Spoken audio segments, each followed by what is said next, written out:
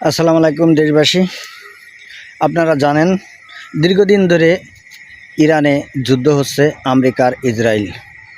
আমরা সবাই পরস্পর জানি বা দেখতেছি, কিন্তু ইরানের খামেনিকে যখন হত্যা করেছে তার বাসভবনে মিসাইল মেরে, তো ইরানের আর কিছু নাই, আর বাদবাকি যা ছিল এই কিছুদিন যাবৎ ধরে ইরানকে যেভাবে বোমা মেরে মিসাইল মেরে যেভাবে শেষ করে দিচ্ছে, ইরানের বলতে আর কিছু নাই।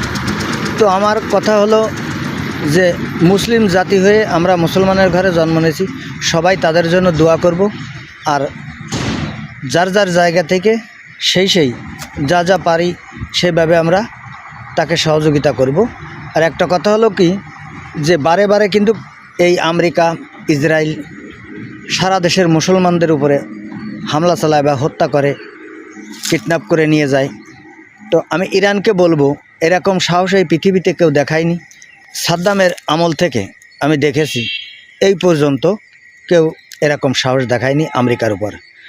তো ইরানকে ধন্যবাদ দিব।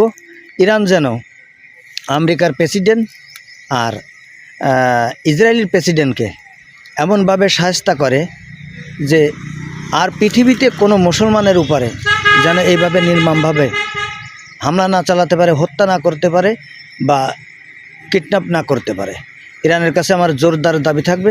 তার পাশাপাশি থাকবে সৌদি আরবের পরে। সৌদি আরব এই মুসলমানের সবচেয়ে পবিত্র জায়গা।